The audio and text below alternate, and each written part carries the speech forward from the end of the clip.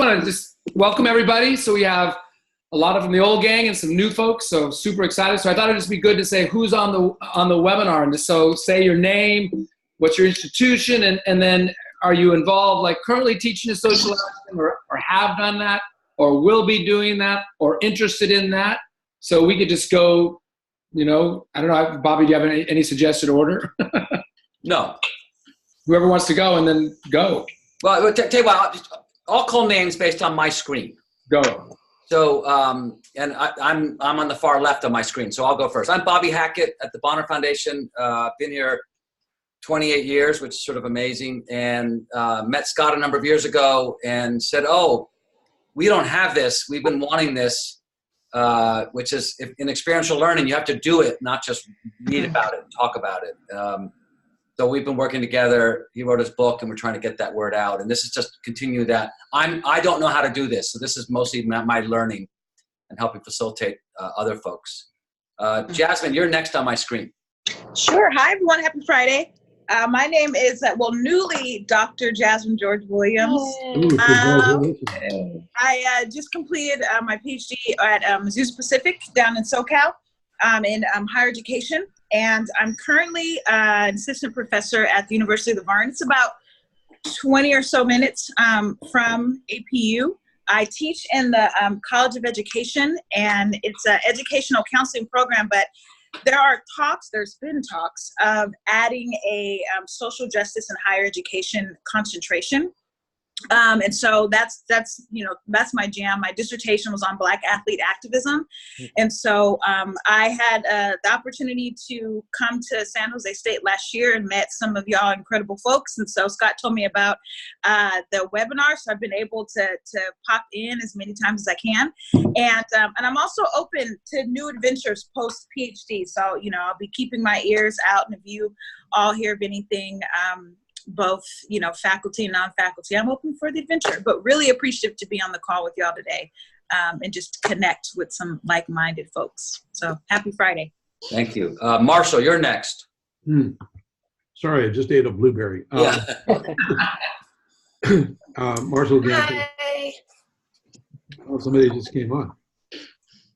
I teach at the Kennedy School here at Harvard, and I've been doing teaching organizing and public narrative for some time as a practice-based course. I mean, people are doing it. It's all experiential learning. It's actually more praxis, I think, is kind of how we're doing it. And been doing it online. We've been doing an organizing class online for about 6 years, and just starting a new one on public narrative. And we do this work in the classroom context, in the online context, and then with organizations and groups and movements around in different places, in different contexts. So we get to sort of navigate between the world of practice of the classroom, the world of practice, and then the online versions of this. So it's been an opportunity for a lot of experimentation in pedagogical development. Because I think of it as when I started teaching here, it was like I'd had 28 years of organizing experience and then did the academic work. And so the teaching was for me a way to integrate life experience and the pedagogy with a rising generation. And it's very generative, and I love doing it. And I'm really glad to meet you. I was very glad to meet Scott and learn about the work you're doing. I think it's terrific. Thank you. Sophia. All right. Hi. My name is Sophia. I am the coordinator of community service in the Bonner program here at Center College. I recently graduated from Earlham College, where I taught a social action class as a student. In between graduation and starting this job, I worked at the foundation, the Bonner Foundation, for a summer, doing research on social action classes and helping out Scott and Bobby with some exciting news. Great. Soma, am I saying your name properly? Yes, yeah. that's right. My name is Soma DeBourbon, and I teach a lot of different things, but in sociology mostly at San Jose State University. And I teach, part of my classes is I always include things that we do as an entire class. So we do different projects, which we can talk about later on if we have time, or not. Great, thank you. Dave. Well, Dave Harker. I'm the director of the Center for Civic Engagement at Ithaca College.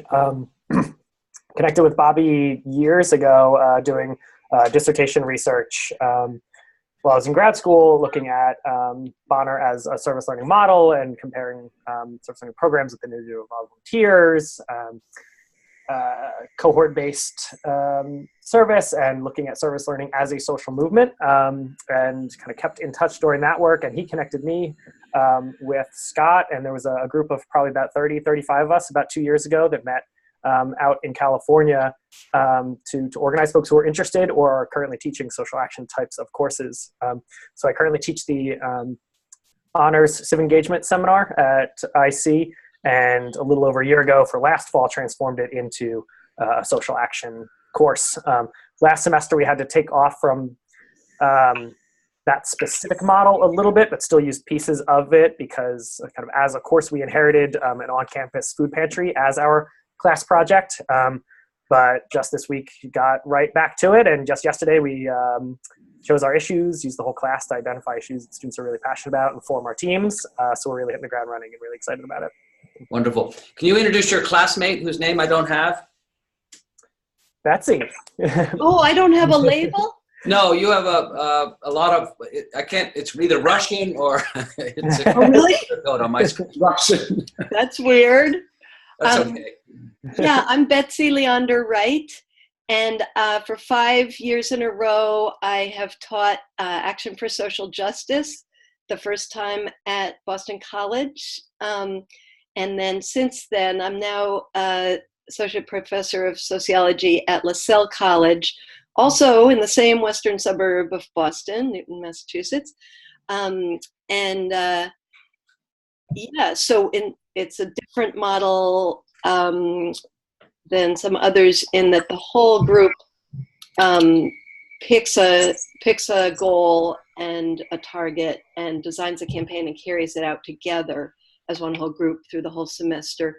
And it's modeled after, I've only recently gotten into academic teaching. I've mostly been an activist organizer the last 30 years. And I modeled the course after the activist training that I got from Movement for a New Society when I was young. So yeah, so it's a real activism course. And Betsy, I thought I recognized you. You were at the panel. Yes, exactly. Right, I didn't know this network. I knew Marshall, of course, but yeah, I was right behind you, so I heard you guys talking. So yeah, I was at ASA when at you guys panel. Wonderful. It was great. All right, Mitsu. Hi, so I'm Mitsu Narui. I am the Director of Assessment and Curricular Development at Capital University in Columbus, Ohio. But I'm also, I also teach a class on, students have a required class on cultural pluralism. So I teach a section of that. I'm sort of trained in my dissertation work, and my training is around intergroup dialogue and diversity and inclusion. So that's sort of that. I'm wearing that hat here, I guess. I also, I'm going to apologize off the bat. I have to get off at 3:30. I'm actually missing part of another meeting so that I could sit in on part of this meeting. So I'm going to have to jump off at 3:30. So Scott, before, if you want me to talk about, I did show your video yesterday in class. So if you want me to talk about that, just, I'm going to put that out there. Sure. I can, when we get to that point, if you want. So anyway, with the cultural pluralism course, I am starting to incorporate some social change pieces into it. So I attended, was it 2 summers ago now, the Social Change Institute that Bonner put on. And so have been sort of kind of rethinking and thinking through like what that looks like. And then bigger picture, we actually just got a Bonner grant to look at developing our social justice minor. So as part of that minor, we're going to develop a capstone course around social change to integrate. So it's going to be an interdisciplinary minor with a capstone sort of course to tie it all together. And I just met with that group today, and we definitely want to like include aspects of this into it. Fantastic. That's a good segue to Miriam. Yeah, so let's see. This semester, I'm teaching climate change in society, using Scott's book for the 3rd time. We actually spend the first couple weeks of the semester learning about climate change, and then they form groups based on, you know, they need a little bit of knowledge before they decide what they want to work on. And then we use Scott's book. So I was very disappointed yesterday because I'd worked so hard to get a full day community organizing workshop from a local community partner that does community organizing. I really wanted at the very beginning of the semester, and I had set it up in May, and then yesterday she emailed me and she's like, sorry, can we push it back to October? I'm like, oh no. So anyway, it'll be fine. Where are you? Yeah. Yeah. We also did, we got, recently got a grant from Bonner, which we're very grateful for. And Mary, you're at the College of New Jersey. Oh yeah, sorry. I'm at the College of New Jersey in right outside Trenton, New Jersey.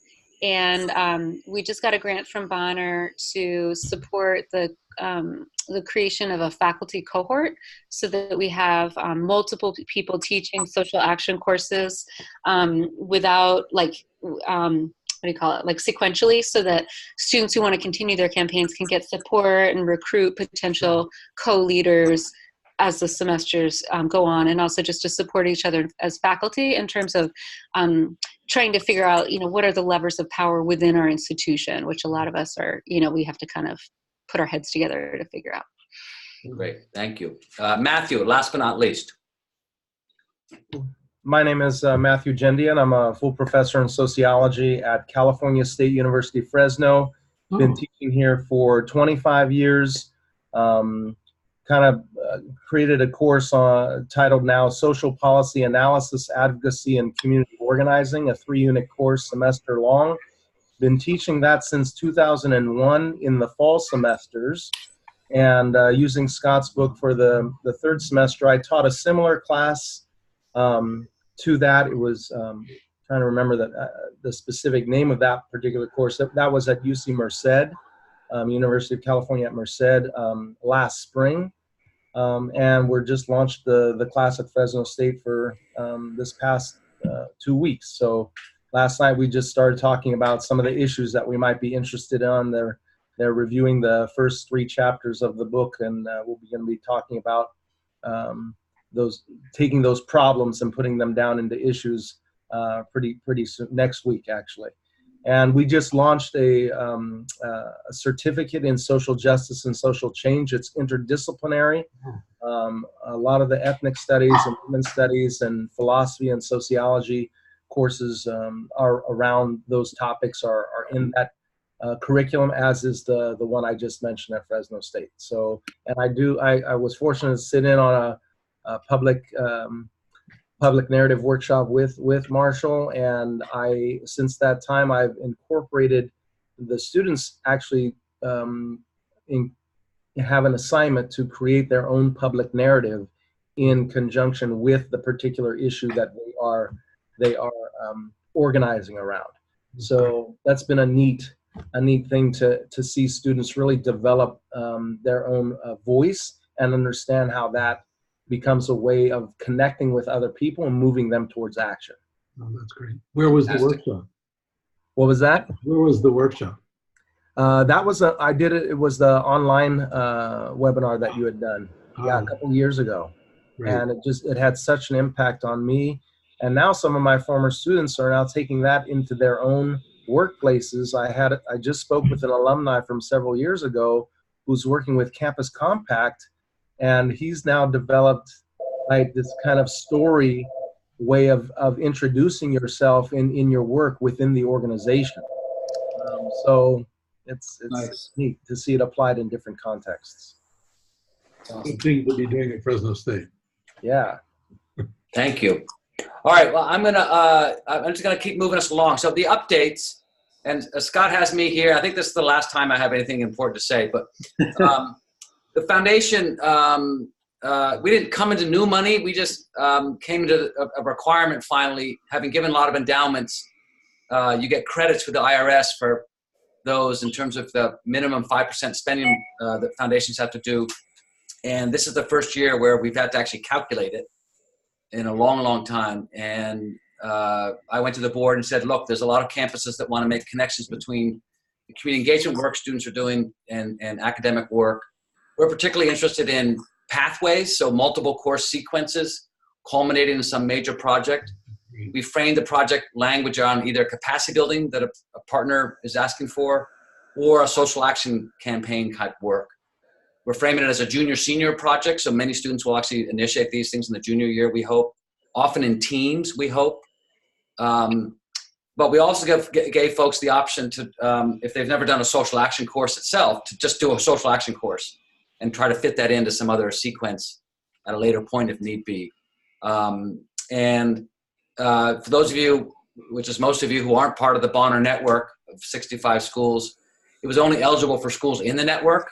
We're not that big a foundation, not that big a network, so we kept it within that. Although I have a major turnover in our board for the first time, it's generational change, and the new younger board members I think are going to be open to the foundation playing a sort of a lead role in consortium grantsmanship, trying to get grants to feed them out to schools and partner with other organizations in that process. So that's underway. You've heard from Miriam, you've heard from Mitsu. There are 26 schools that, these are small grants. The smallest is 6,000, the largest is about 20,000. It's for a year. We probably will have some similar funding for next year, but not as much. And then we'll see what happens.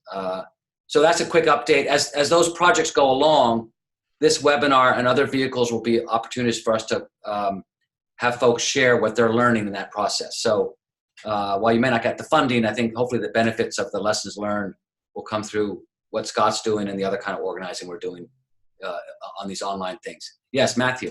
Is that RFP online, or did you send that out already? I didn't share it with this network, but I'm happy to do so. If you're just interested in the language, I can email it to you. I didn't want to confuse people because it was a closed competition in the sense of only the schools in our network were able to compete for it. So we didn't publish it or post it. Yeah. Most of the grant writing I've done has been federal grants, either AmeriCorps or Learn and Serve America, FIPSI. In the Democratic administration, we'll hopefully get next time. I think FIPSI will get revived. But in the meantime, we often, in the new initiatives, work with schools outside our immediate network because the good ideas aren't just within our small consortium. What we're doing here represents that. San Jose is not part of Bonner, Fresno's not part of Bonner, and so forth. That's good. And we're kind of more an association than we've been a traditional foundation. It's more to explain than this call sort of deserves, but I'm happy to talk more about it at some other point. So that's the update. Any other questions on the foundation and that grant making? We will post a description of all the initiatives on our website, and we'll make that available on the listserv so people can sort of catch up that way. And we'll be asking for Miriam and others and Mitzi to tell us what their progress is. All right, so Scott, go ahead, Scott, I'll let you facilitate from now on. I'll just be the scroller. Awesome. So I want to talk about the PBS documentary, Walk the Walk, in the context of how I teach it in social action, which is anytime you get media, it's nice to get media or, attention, but unless it's moving somebody, then it's not, it makes you feel good, but it doesn't accomplish what you want. So when I was approached to do the third section of this PBS documentary, they had taken video in 2007 and 2012. I said, my goal of it is to have it so it educates people about social action and can be used to get folks to do social action courses at higher education institutions and high schools, if that's the case. So I want to put it in that context, is like, how can this be used for kind of the work that we're interested in, which is to teach social action and to expand social action courses. So Mitsu, before you go, maybe you could, since you actually watched the whole thing, I'm not sure everyone else watched it, but you watched it, maybe you could say what your experience was. I have mine, but as I told Seth Pollock, who sent me an image or an email saying, one of my faculty just saw it, showed it to their class, they loved it. And I said, great, because I'm biased. Like I thought it was great, but it was my students, right? So I'm not the right person to ask. So maybe Mitsu could say a little bit about it. And then if you saw the trailer, we could talk a little about that. And then how could we use it? Is she there? I think she may have just signed out. She just signed out. Oh, we were so close. I know. So Scott, I actually showed it in my class on Tuesday as well. Oh, go, Dave, then you can speak a little bit too. Go. I think it was really well received by the students. I think the timing was perfect. I actually got the email from you on Tuesday morning and taught Tuesday afternoon and decided, all right, let's scrap what we were going to talk about, because I thought it was perfect timing that I knew on Thursday we were going to start to define the issues students wanted to work on. I think they were incredibly impressed, but also pretty intimidated to see that level of impact. So we had a good conversation afterwards to say, please, recognize that these were multi-year campaigns. And that's what this course is built around, that social action, doesn't happen in a semester on a semester calendar. And there were lots of obstacles and opposition and challenges along the way. But kind of through that ongoing persistence and students being really committed over time, that's when you have those big victories towards the end. So I think by end of class Tuesday and by the time we met again on Thursday, that intimidation turned into hopefully a little bit of inspiration, because I also noticed a shift in the way they were talking about their projects. A lot of students come into this course very kind of service minded, and the first few times we talk about the projects, it's very much, well, how do we turn like my experience that I've already done with direct volunteering work into a social action project? But seeing the examples from the video, it was like, oh, okay, we can take some of these issues that we really care about. And when we started the process yesterday morning, we had about 35 issues up on the board that students said, I'm really passionate about, I care about, and I could see myself working on for the semester. And then we went through this iterative process of voting, discussing which ones were eliminated. Does anyone want to argue for ones that, got voted out? Do we keep this one? And then kept voting and voting until we got 4 solid groups. But the way they talked about the social action projects, or the way they were envisioning them, I think really shifted from the first couple of classes towards something a lot more action oriented. And I have a strong feeling that the video helped with that. Awesome. Anyone else seen the trailer? And it's like 5 minutes long, so it gives you some sense of what it's about. Well, watch the trailer. I saw the trailer at the Well, you actually saw, that was actually from something else. That was from a blog that the Spartan Daily, the campus newspaper, did. This is actually another whole other set of film that was been shot. But it still shows that dynamic aspect of the students, for sure. I would say, the one thing I would say, Dave, to your students is the two of the students who were highlighted from the Cafe J, the minimum wage campaign. Diana, she had the braids. She was, the second semester of the campaign. So there was already a first group that went through. She was the second. And then Alicia St. Laurent, which was highlighted in that same, on the Cafe J minimum wage, she's the third semester. So there is this building of it, right? But at the same time, those students hadn't done very much. In fact, Alicia had never done anything in the community. So it still kind of shows you what's possible when you have like that transformative experience, that could be them in 3 months too. We're still, I think it'll be kind of a push and pull of kind of the level of impact they're thinking. We have one group that's really interested in addressing climate change. And first they were talking about, what are some of the campus policies and how do we, switch out some light bulbs and switch out some silverware and stuff, or the plastic silverware on campus. And I said, well, that's important. We want to think about those types of changes, but I really want you to also start thinking about, where is climate change coming up in the 2020 debates? Where is climate change? What are the big scale policies that we also need to be thinking about with these projects? And how do we just, I think the examples in the video were clearly really policy oriented, were really big picture. So I also had to remind them, not all projects start at that level either. Some, and I mentioned you've talked about the campaign to have the social sciences building get air conditioning on your campus. Some started on a smaller scale level, but you need to be able to make the connections between. Awesome. So that video is going to be shown all over the country. I sent you some dates. And it's already been shown in Tennessee. That was the first place. And I reached out to the Highlander Center, and they're interested in the video and using it to get University of Tennessee students engaged. They've been talking about doing that, so this was an inspiration to them. I reached out to Campus Compact. They're going to put it in their newsletter. It was interesting. Matt, you said campus, so they're going to put it on their national newsletter to folks. And I just think this is just one of many things we might be doing. And I suggested, in that email, maybe we do watch parties. You could bring people together, faculty, students, community, because interestingly, it highlights the head of the Labor Council.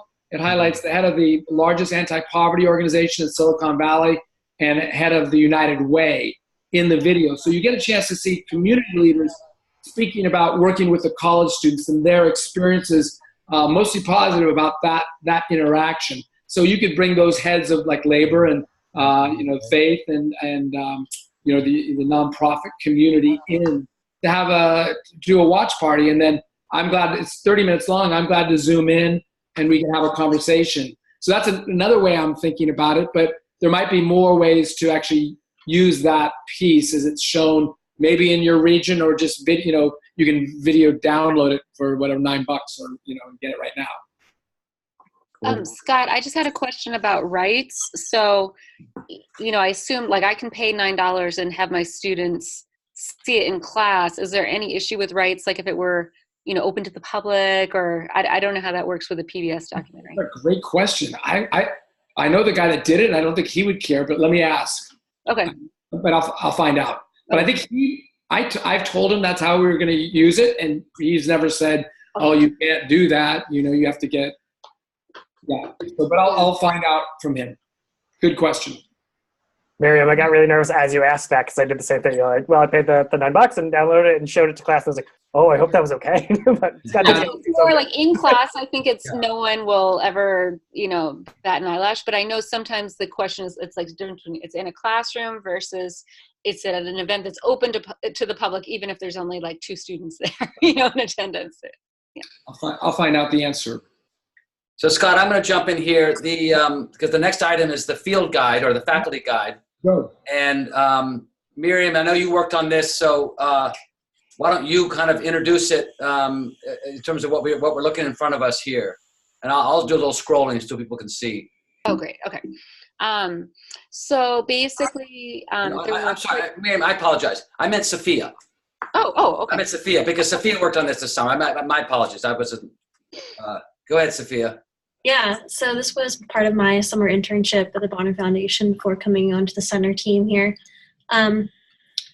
So this is the web page. We broke it down into 3 big sections before the class begins: questions that you have to consider, research that you could do, basic components to setting up the class. The middle part is teaching the class, and it goes through the different chapters of Scott's book. And then the end is related topics, how to end your campaign, some resources there. So and then the structure, I'll pick issue development, and you can sort of just walk them through how you set this up. Yeah, so then it breaks it down even further, talking about the lesson plans, what the goal of the chapter is, how to organize that lesson.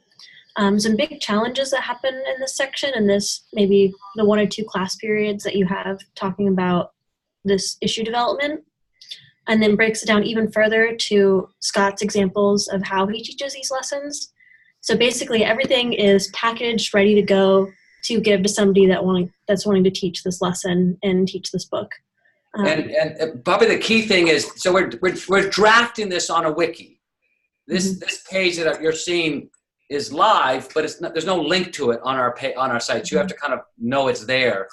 And the goal is not to have it merely be Scott's class every time, although Scott would write about how he teaches this, but to get, each of you or other people who are doing something. David, you just talked about how you did the issue development. For you to go in there, look at that, because it's a wiki, to go in there and say, well, here's a wrinkle on that how I approached it. So a reader of this, a faculty member or a student who, and Sophia led a class, a one credit course at Earlham, her seniors a year on this, could go in there and see 3 or 4 5 different examples of how people are approaching this with the same general goal. And there are clearly other ways of doing it. is there maybe other ways of ordering the course? But people don't have to do it in this order. This is just the order that Scott does it in. And this mirrors his book. Before the class, these set of questions, these are organized, if you go in there, as sort of series of questions. And again, the early drafts are how people are answering it. How often is the class taught? So we want to have multiple examples here, not a single model. And part of it, I think, for some faculty is to demystify who haven't really thought about doing this, give them some starting points. So that's the goal of this at this stage. The longer term goal is to create whether it's called a field guide or a faculty teaching guide, it's an editorial question for later. But Scott published his initial book with Rutledge, and he's had conversations with them about doing a field guide of this nature. This would be a lot of content for that. So this is a starting point only. But we think it's a useful way to get going. Scott, do you want to comment on it? And then. Well, I just think what you just repeat what you said is like, just have all of you add your ideas to it. And so, there's not one way to get to the end goal, right? So and Sophia started doing that research, which is really necessary to make this, the folks have, chances to participate, right? So that's what that is about. And I just think people will hopefully, as we try to get more faculty engaged, their question is, how do I do it? And this would answer some of those questions, even though they got to do it themselves, of course, but this will help. And I just want to say, I think it's a great idea to have multiple perspectives, because I love what Scott does. And then someone else was saying how they have the whole class. Like, for example, I teach 5 classes every semester at San Jose State, usually. And like, I have all my classes do the same project. I mean, they all at the beginning of the semester come up with ideas. And then after we have all our ideas, we vote on one. Like last year, we took a whole year to do the gender neutral bathroom project, where we partnered with the county and had them get free bathroom signs for local businesses. And so we partnered with city and county organizations and did a network of different ideas, but all 5 classes did it. So whether it was my Native American class or it was my gender class, we all did this project, and they all kind of decided that was what they wanted to do this year. It was hard, but it was there's so many amazing ideas out there that I'm super excited to see all the different ways that people do this, because it's such hard work, right? It's not like we're getting, at least for me, it's not like anyone's like, great job, Soma, now you can have a new car, or something. So it would be awesome to see all these different ways that people engage with this work. And Marshall, I know, having read some of your prior website, that you've also done this same exact kind of exercise of helping train the trainer, train the faculty member to teach this. Am I right about that? Yes. Yeah. No, because our basic model is based on teaching fellows and or coaches. So like in workshops, we do like a general, we sort of say explain, model, practice, debrief. We do the explanation, they see the practice, then they practice, and then we debrief their practice. And so the small groups are run by coaches who are often prior students whom we've trained. Or the class I teach here right now, I have 7 teaching fellows, most of whom were former students. And so it's built into the model so that they experience leadership development as something that's that the pedagogy is as close aligned to the practice that we're trying to teach. So we're trying to teach organizing and leadership development, trying to build that in. And so then we have developed a bunch of ways to support people in learning to teach, learning to coach, and learning to do all that. And it serves us well. Yeah. Well, we just so people who've been like Matthew and others who've been in part of these conversations already, we had a big push when Sophia was in our offices for the summer, and then she went to go for her full-time job. So it's been a little slower in the next phase of sort of reaching out to folks and getting your input. So consider this an invitation and just email me and I'll give you the access to the thing. And whether Scott follows up with a conversation about where you might want to add stuff. Marshall, you may be too busy, but it might be a good thing to get some of your reading of it and sort of saying, hey, I might think about this or think about that as well. That would be really helpful. We have a lot of stuff online that everybody's welcome to. Yeah, good. Yeah, and I found some of it before, and so maybe in the email I'll get out to you. We can identify the link and we can go back in there and make those cross links. We can specify certain ones, and we can also make stuff available that isn't ordinarily available. Yeah, wonderful. That's great. Okay. All right, Scott, I'm going to go back to your agenda. Yeah. On the topic of, is there any other ideas about just, thinking about, the other thing is also bringing in other colleagues. Like, how do we expand this group of 10 or 11 of us, or 12, to larger folks and get more folks involved? And the funding proposals, the documentary, the field guides, all for that. And if you have other ideas, you might just email them to Bobby and to me or to the group, and we could add them for the next time. Like how to expand this, right? Wonderful. Okay. Just so I'm clear on what's on the screen. Do you guys see share stories, the outline of the agenda? Okay, good. Yes. Yeah. So share stories. So I'll just go and then just for the people teaching right now, here's just a quick update from San Jose State in my social action class. 32 students, which is a lot, but 32 students. We got 6 campaigns. And 3 of them, I always get asked this question of how many are on the campus and the community. So 3 of them on the campus, 3 of them in the community. This idea of an Asian American Pacific Islander Success Center is interesting because the Latinos have a center, AFAM has, but the largest group, Asian American Pacific Islanders, do not. So there's a lot of energy around that. And that's a brand new campaign. These other 2 have been ongoing, the CAN and the SHA. And, I think they're going to be getting some victories in both those campaigns, but those are ongoing. And then these other ones, we had a community organizer come in on the Fair Elections Initiative, and community folks asked me to come in. I let them say their piece, and if they can get 3 students to agree, then it's an activated campaign. So like 5 students during that, but it's to move the mayor's election to the presidential year. And in San Jose, it's not in the presidential year, and voter turnout is about half. And particularly from working class people, it's about half. And so to get a mayor that is more in need, kind of in line with the larger population, there's a group of folks putting that forward.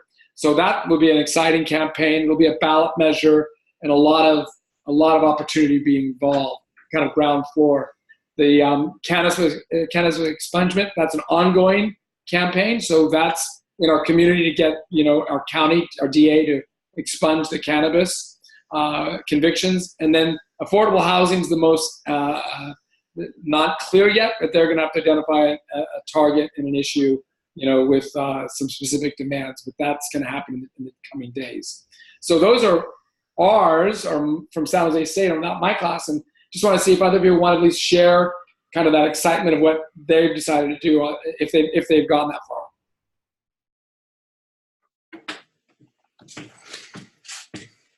Dave? Sure. So I mentioned last fall we did for the first time have students identify their own issues and then action projects. We had a fairly quick and probably deceivingly easy victory that semester. In one of the groups was trying to get health and hygiene products at our mobile food pantry. So once a month, we work with the local food bank to have a pantry on campus. And students said, we really want to have some health and hygiene, feminine hygiene products at that mobile pantry. And they got involved with a kind of growing food security effort on campus. And actually, during finals week that semester, and part of that was pressuring the board and senior leadership. So during finals week, there was an announcement that we kind of skipped a step ahead, and there would be funding an on-campus pantry that would have health and hygiene products in it. So sort of a continuation of that project this year is a focus on nutrition education and nutritional literacy around eating healthily on a budget, particularly how do you utilize foods that might be available at a pantry to eat a healthy, nutritious diet, and that'll be both on campus and with some off-campus partners.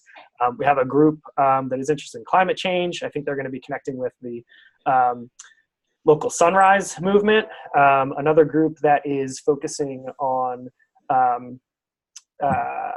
let's see, what was it? Criminal justice reform.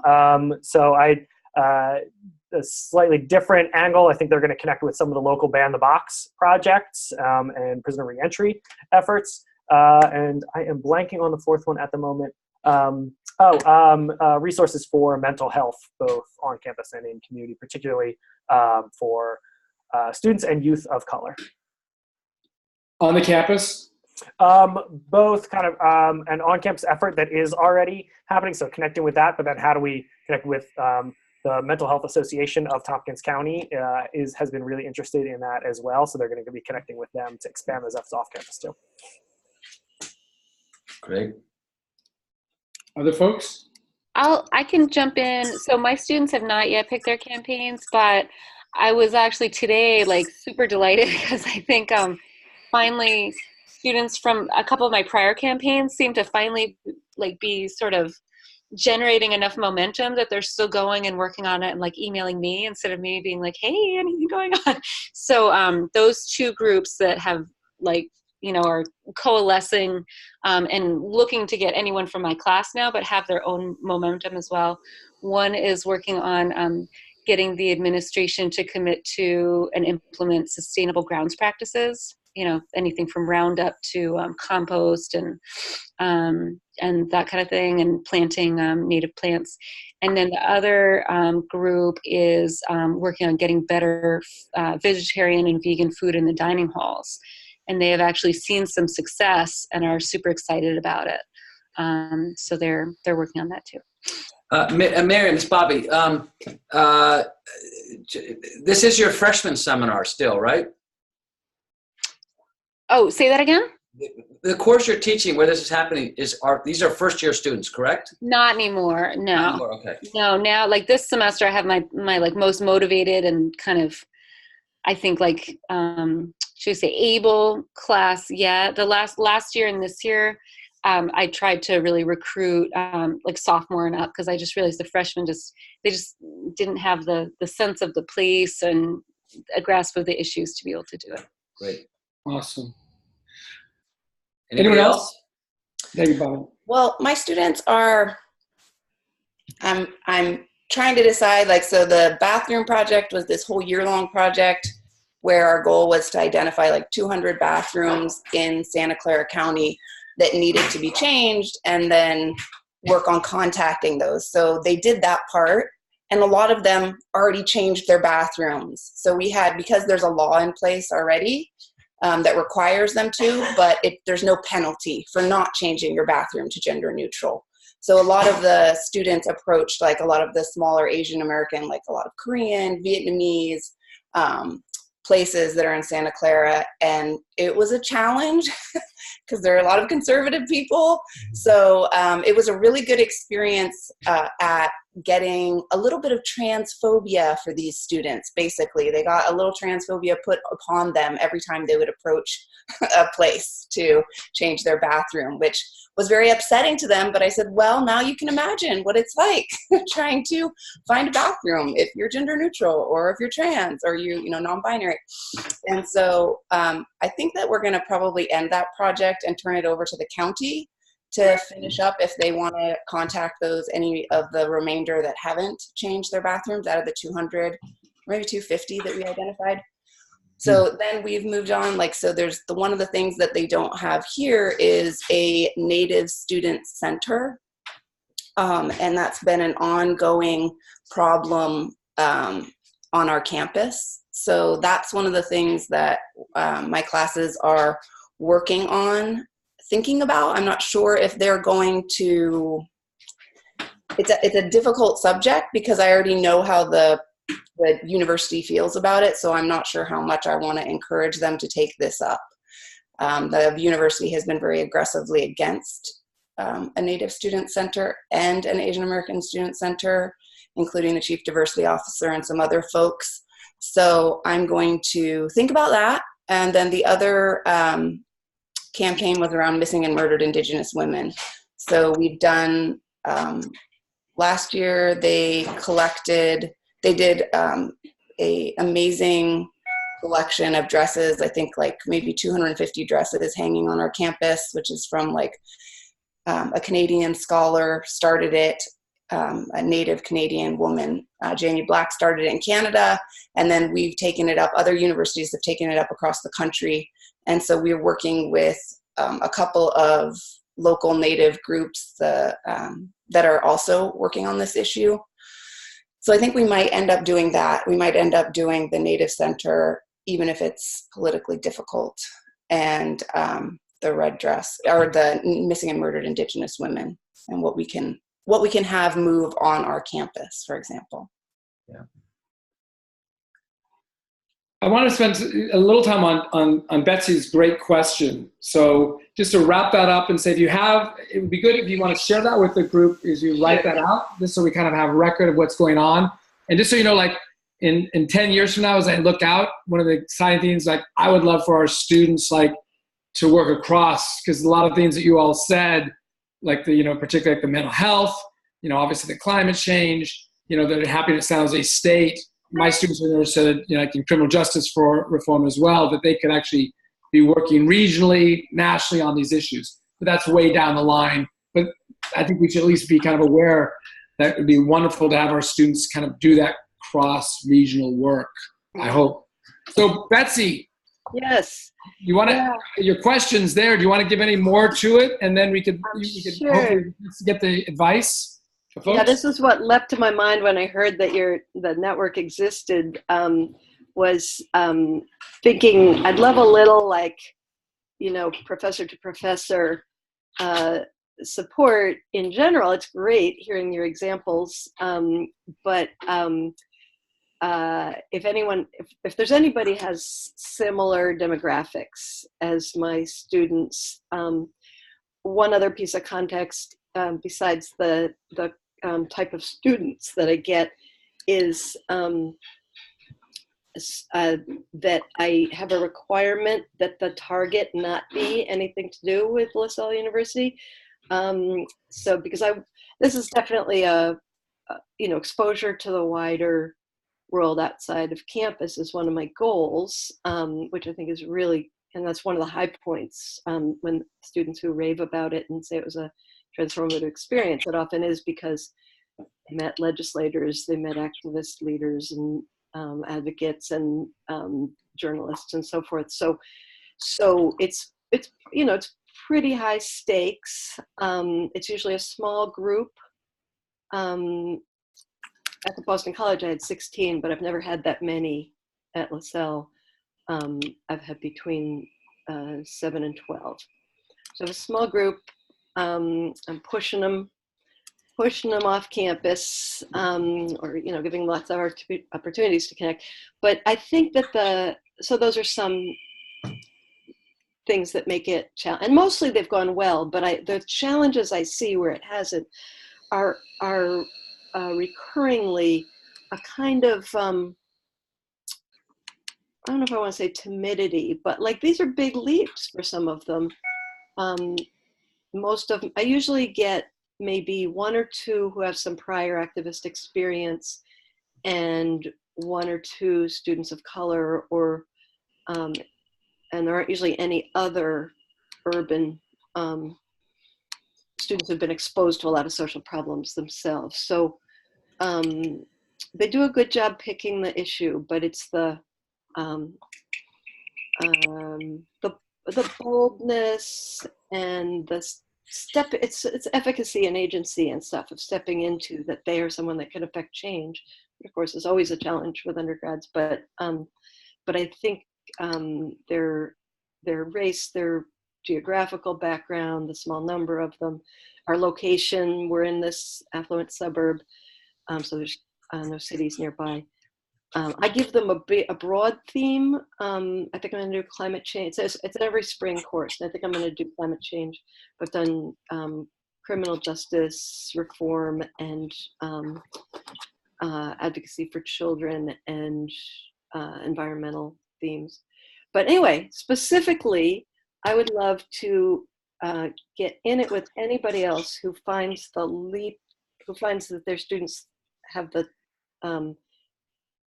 challenge of leaping into an activist identity because of those kind of demographic. Go, man. Oh, I mean, if anyone else wants to speak, please. I just wanted to show you that, yes, it's Yes. an issue. So you have How do you deal with it? Do you want to say, do you have any ideas about how to deal with that? Oh God, I'm still learning. I mean, my goal, now finally I was like, oh, I could get like real community organizers to, do like a real not hardcore, you know what I mean? Like a full day training so that they can make real live community organizers. I'm excited about Scott's film. I'm going to, I think I'm going to like show them more videos so they can see, like I was showing kind of short clips, but realized that like, I don't know, it was just too small a component. Yeah. And then also, I mean, the thing that worked for me, Betsy, or I don't know, I'm hoping will work for me is putting a lot of the like content about the specific issue of climate change into another course, because I have this course cluster this semester with a colleague. So he's doing some of the like history of climate and a lot of the like climate policy, kind of very recent, political history, more kind of poli-sci stuff. So I was like, okay, so at least it just gives them more time. And I'm also being more deliberate, like, whenever they're coming up with ideas, it's almost always on a very individual level. Like, oh, maybe we could get students to bike to campus more, or maybe we could get students to, do X or recycle better or something like. Right. Like I'm like much more like the first day of class, I was like, this is what a policy is. This is what institutionalization means. Right. And they didn't understand. They didn't know what it was. And so I was like, okay, let's go through it. And so now every time they come, I'm like, remember, in this class, the focus is on, changing the systems to remove the obstacles so that individuals are able to do X, Y, Z. So it's just being much more like direct and, repeated. Yeah. So far, that's what I've gotten. That part, there's such a strong culture of service learning. They've all done service learning. And so they do generate ideas that are either raising money or helping individuals. And it's just like, no, absolutely not. This is a pressure campaign. I do get pushback on that. That would be what would be in their comfort zone is. Betsy, how much, I'm curious how much, or how you work with them in terms of trying to pull out what's hurting them. So what's hurting them personally? Yeah, what's hurting them. I mean, in other words, what do they care about? What are they struggling with? It seemed like if you start with that, then you're getting at sort of values-generated concerns rather than going from the outside in, you're going from the inside out. Yeah, I start with what they care about, like what gets them, emotional, on the emotional level, what makes them angry, what makes them scared, what makes them, have hope for change or urgency for change. And they present to each other about that as a way of getting to know each other and getting issues on the floor. And, but I don't start with, I guess it's of what hurts them personally. I like that idea. But I mean, I think that it's so like this. This is like my favorite question. I love this question because I really feel that as someone who's involved in a lot of different communities, I am really careful not to, if they, like I've had student groups try to organize around when there was, protests around the pipelines, right? And I'm like, okay, well, you want to send them clothes. Do they need clothes? Do they even want clothes? Do you know this community? Are you part of that community? Because if you're not part of that community, you better watch out. You better take a step back and ask what they need. And that really is like, and it's so much easier for me working at San Jose State with students of color and students who have gone through so much, right?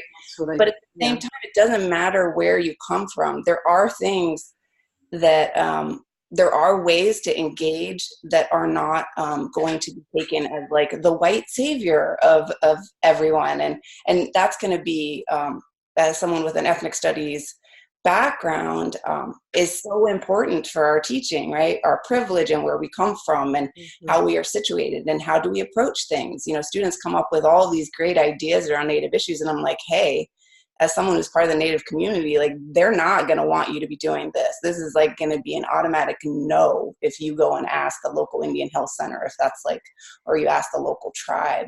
So I think that those kinds of questions are like this question that you bring up is like this amazing opportunity to say, who's in that community? Are we part of that community? Are we able to engage in these questions without hurting others more, right? And without making them feel that they can't take care of their own problems, right? Which we never want to do.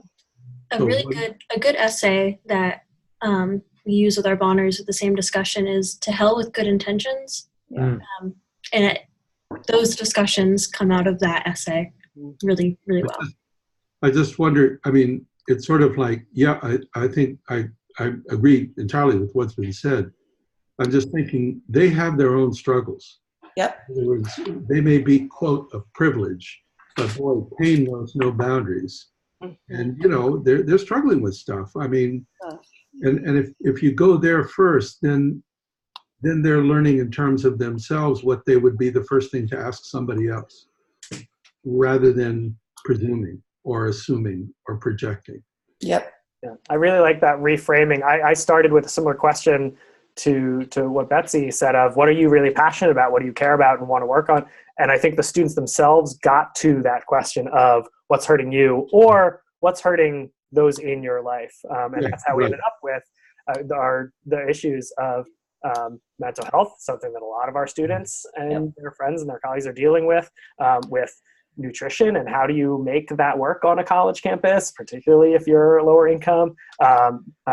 Climate change, something that they all realize as a generation they are going to have to deal with more than those in previous generations. And criminal justice, when I went around to the groups in those conversations, while they themselves weren't necessary, several of the students talked about having friends or family members that had been affected by that, you know, check the box if you're have been committed to a felony. And so it's really heartening that the students made that leap themselves without me having to press it or even realizing that that's what they were doing.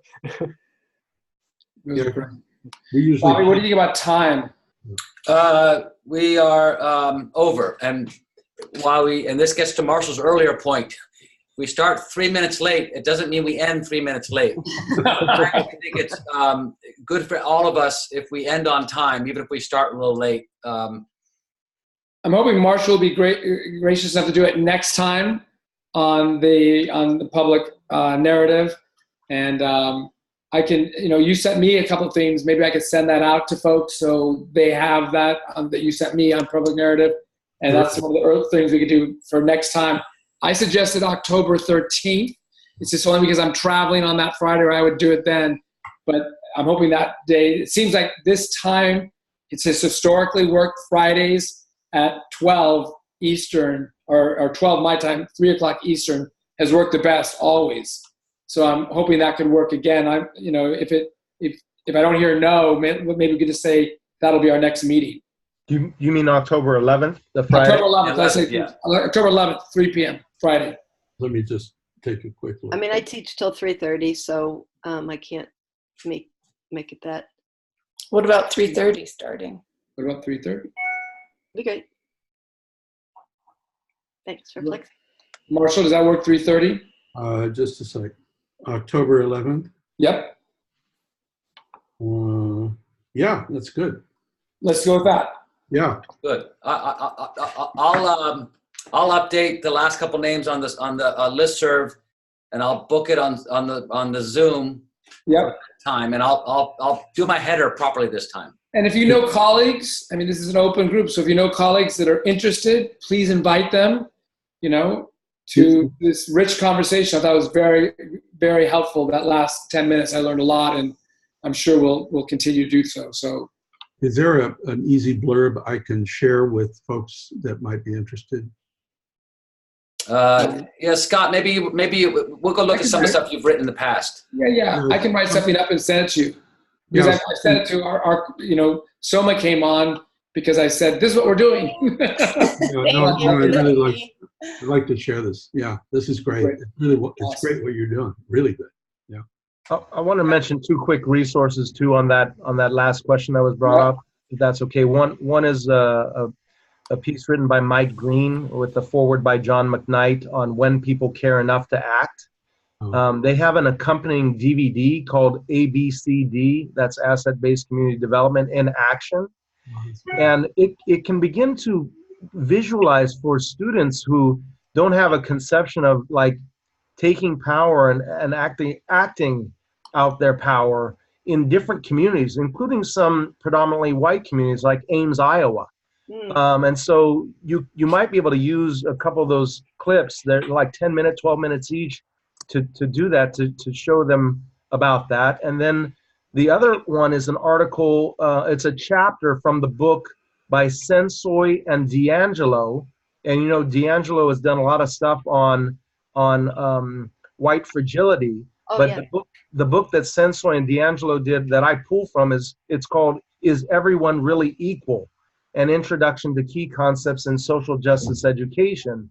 And the last chapter does a really good scenario-based situation on putting it all together and what does it mean for how we are acting in communities. So awesome. I would highly recommend that, and I can send the PDF to you, Scott, if you want to send it out. And yes, please. And then what we can also do is, and Miriam too, I already sent you an email, Miriam, is, like put these ideas in that wiki faculty guide, right? Okay. So then it comes up, and then we can all see it. Yep. And particularly on this, the chapter 1 on issue development, right? These are the kind of questions and the resources that students and faculty can use, right? So I would say, send it to me. I'm glad, but let's put it there. Yeah. So Bobby, you can set that up so everyone can get on that. Yep, I'll do that. And this is great. I look forward to talking to everybody on the 11th, if not some emails before then. Thank you. Awesome. Thanks, everybody. Thanks, Thanks, everybody. Thanks, everybody. Bye-bye.